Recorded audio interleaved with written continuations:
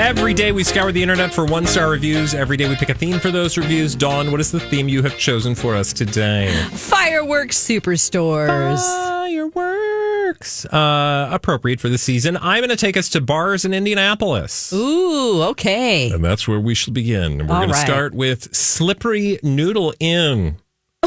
Okay. A bar in Indianapolis. Yep, it's called Slippery Noodle Inn. And Owen has this one-star review. Driving cross country last month and decided to go about 45 minutes out of the way to hit this classic Indianapolis bar that I'd heard good things about.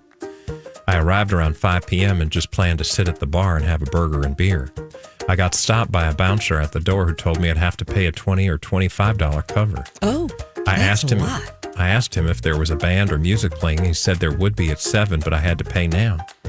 I told him I was literally going to be there for 30 minutes sitting at the bar right next to him to have a burger and beer and would be heading out before to continue my drive, meaning I wouldn't have to chance to enjoy the music that they were charging a cover for. He gave me a nasty look and said, I don't care. You still had to pay. Needless to say, I didn't pay the cover and left. Can't comment on the food or the atmosphere, but as someone who has lived in both Boston and New York City and traveled extensively, I have to say this was one of the most absurd and rude doormen I've encountered. Maybe a great bar and an institution in Indianapolis, but I won't recommend it. Won't be back. Oh, boy. I mean, I get it. He was rude, but I still feel like you can't give them a one-star review because you didn't have the experience of what it was like inside the bar. Yeah. Also, sorry. There's a cover. Yeah, I'd be like right away. I guess he just left and didn't have the food. But if you're looking at a review, you want to know what the food's like or the cold ass beers. You know? Yeah, and I also just think like it sucks that there was a cover, but I don't think that's a one-star review. Like if it was like here's a $20 cover and the music was crap and the burger was junk. Yeah.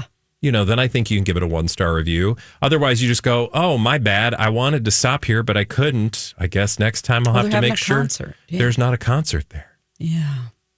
Because they can't control everyone that just wants to come in and say, I'm just going to have a burger and leave. But they're supposed to keep their eye on those people and kick them out. Yeah, like the bouncer's like, I ain't got time to watch you. No way. Also, get your burger to go. There you go. Right? Eat it in your car. Exactly. I love a car burger. Yes. I don't got to deal with people. Where are we going first? We are going to the Fireworks Superstore in Hannibal, Missouri. Patricia gave it a 1-star review. We came all the way from Belton, Missouri today to shop here because we had been to this store 5 years ago and loved it. However, today's trip was not good at all. We could find hardly any staff on the floor. Huh? What? When we did find a man to help us, he screamed at us, "What?" My son asked a question. He just walked off. Then 2 young kids were riding the pallet jacks, spelled like a person's name, and ignored us, wouldn't even acknowledge us. So we bought what we could find and left. I honestly doubt we will return because of how we were treated. We asked if a military discount was available, and the cashier said no and laughed. Not the best experience at all. If that is the case, shame on you, Fireworks Superstore. That's the most ignorant thing I've ever heard. The end. Oh. No, at the end of the post there. Okay. Yeah. But is that real? Did they really laugh? Well, I have a better question. What the heck's a pallet jacks? Oh, a pallet jack. It's one of those, it's like a tiny... you can move pallets with it. It has like a fork. It's like a mini forklift, a pallet jack. Oh, like a jack. Mm-hmm. Why do they call it a pallet jacks? That's, because they don't know how to spell. Yeah, pallet jacks. Got it. Look, don't be rude. I mean, Patricia, there are places everywhere in Missouri where fireworks are legal all the time. You could have just stayed in Belton. Yeah. Or go to a tent. Or just like, I don't know. Get your fireworks and leave. Yeah. I don't know. Yeah, whatever. Okay. But don't be mean. Don't laugh at our servicemen and women. Thank you. If that happened, let's go to Kilroy's. We're going back to indie bars, and this time it's Kilroy's Bar and Grill, where Angela is not having it and gave it a 1-star review. Victoria was our server this evening. The food was great, but our service was lacking. She didn't do checkbacks. We had to flag her down for boxes. I had cottage cheese, and she brought me a ramekin-sized container, which I knew wouldn't fit. I asked if I could have a larger container. She said she does portion control, so she knew it would fit. Oh. It did not. Oh. She had to bring me a larger one because it did not fit. Okay, God. Food was great, but my service was such a disappointment. My sandwich was amazing. Oh.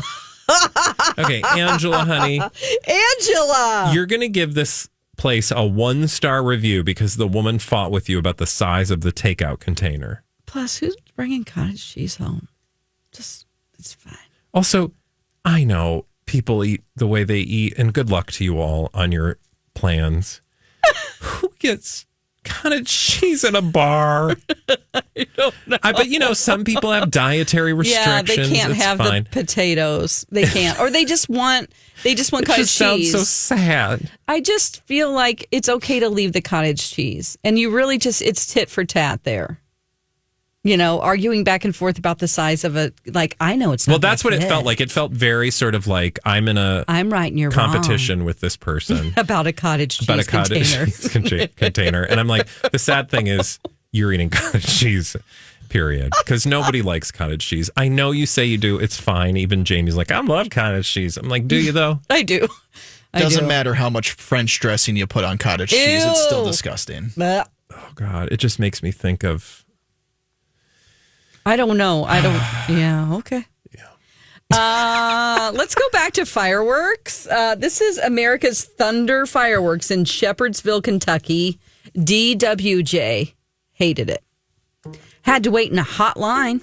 Not the problem. Hotline. Being COVID safe, not the problem. Walked in and out. Not even 3 minutes time. Was approached by the owner is in a very irated manner. Basically telling me to hurry up and get out because everyone is waiting in line in the hot sun. And a very irritated. What did I say? Irated. I liked irated though. Okay. I was discussing a firework with my wife. I found out it was the owner. If it wasn't for a few fireworks that a deceased relative loved, I wouldn't have even bought a thing from them. This was a horrible service. I was very pro this place, but an owner should never be this way. I can understand if I was in there a length period of time. I just walked in. I also had what I wanted in mind and was going to get out, get it and get out. Response from owner.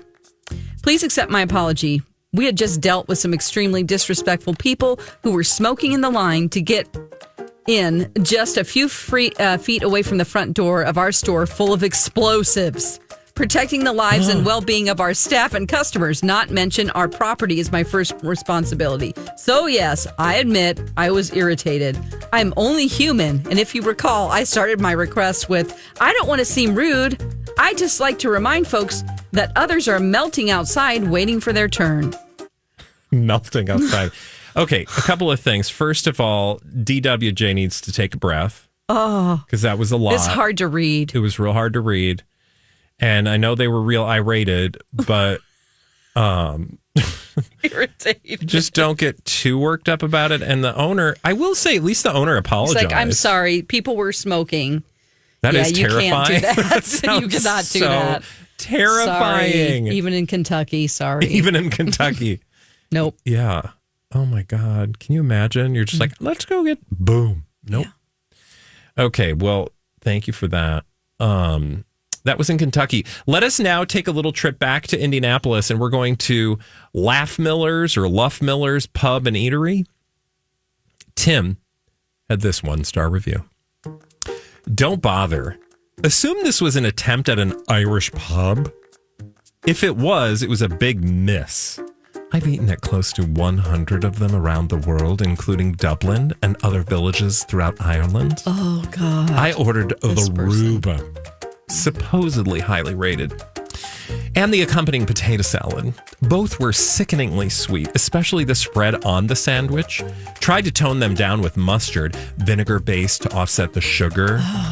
To no avail. Jeez. Second thing, I was there during an Indiana Fever game. The place has at least a dozen TVs, but the bartender had no way to control them, so didn't even have the local game tune in the last third. And finally, the beer, well, for a so-called local IPA, they were charging nearly $10 a pint. Are you kidding? Pass on this place. Bad food.